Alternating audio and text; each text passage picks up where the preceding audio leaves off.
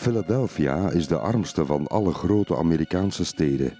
Vooral in het noorden van de stad zie je dat aan de verwaarloosde woonbuurten. The problem with Philadelphia is it's a very, very poor city. We have a lot of people that are in poverty. Before the pandemic, we had a crisis with low to moderate income housing. There wasn't enough. Greg Wortman lobbyt voor de belangen van vooral kleine huisbazen. Door gemiste inkomsten tijdens de pandemie stoppen veel van de kleine huisbazen ermee. And when they sell, if they have a single family unit or they have a building that's a nice triplex, duplex, if they're anywhere near a gentrified area, there's going to be a flipper come in, they're going to come in, convert it, and sell it as a single home. Because right now, the housing stock in Philadelphia is an all-time low. People are paying over and above the asking price for homes. It's almost like the perfect storm.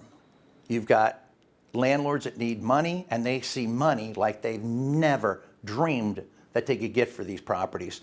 Dit is een huurhuis van Waddell Womack. Hij wil het niet verkopen, hij erfde het van zijn vader. Waddell leeft van een pensioentje van $700 per maand.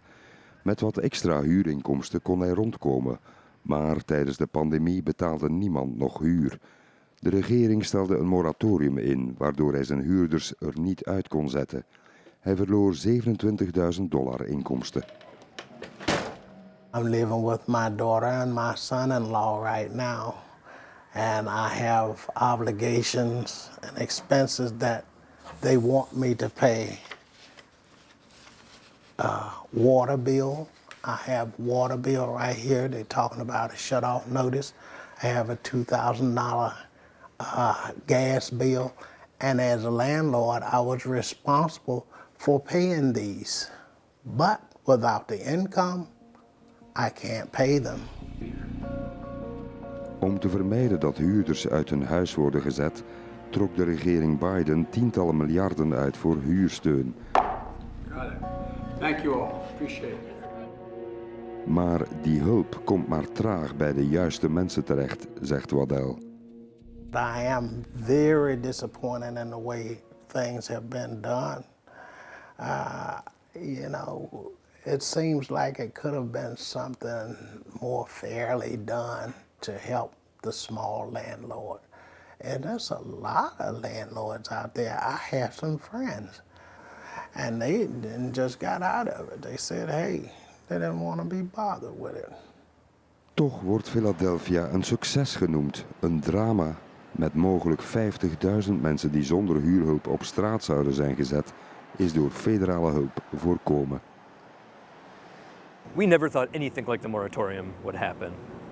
That was beyond our wildest dreams. And I think that the next time there's a major financial crisis or a pandemic in this country, people are going to say, well, remember the eviction moratorium. Why don't we do something like that again? I think that the expectations for what the federal government can do have been ratcheted up to a new level, and housing advocates are going to keep people in power accountable the next time there's something like that.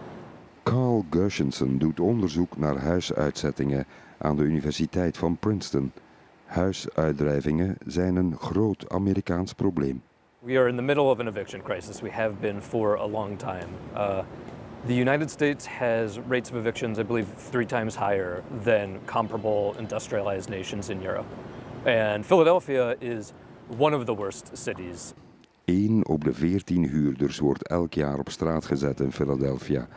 Dat creëert nogal wat ellende en helaas altijd bij dezelfde groep mensen. Ook Stephanie Doornbosch stelt dat vast. Zij is advocate bij de Huurdersbond van Philadelphia. Eviction actions are taken against black and brown families more often than against white families. Most of the heads of those families are women, so you're looking at a crisis that disproportionately affects black women who often have children more than anyone else. So it's a huge economic problem, it's a huge racial equity problem.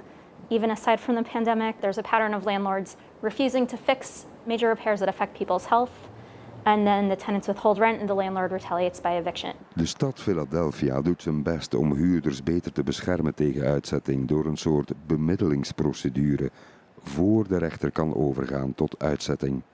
A lot of it, to me, is just making people like actually face each other like humans. Because for a lot of landlords, I mean, especially the bigger ones, for a lot of landlords, it's a business. But for the tenants, it's their home. And the consequences to a tenant of getting displaced out of their home can be really, really big and affect them in ways that like money doesn't really even make up for. Neema verliest heel binnenkort haar huis. Ze had een wettelijk huurcontract, maar de huurbaas zegt dat ze eruit moet. Hij wil het huis voor zichzelf. He's always antagonizing and bothering me. Now we're at the point where he wants his house and he said I have to get evicted when we went to court. Een uitzetting is meedogenloos. Op de dag dat het gebeurt gaat het snel, zonder dat je exact weet wanneer het gebeurt. That they basically show up, they post the alias right of possession, that final document on your door if you're not home, and just change, and they have the landlord sends a locksmith and they change the locks. Or if you are home, they hand you the piece of paper and tell you have 5 or 10 minutes to go find your medications, your important documents, and your pets and kids and get them out of the house because they're gonna change the locks right there. Elk jaar gemiddeld 1 miljoen huisuitzettingen in de VS. Elk jaar 1 miljoen menselijke drama's. It's very scared. It's hard. And do you have an idea where you Nope. will end up? Nope. De huizencrisis in Philadelphia en de rest van de VS is nog lang niet voorbij.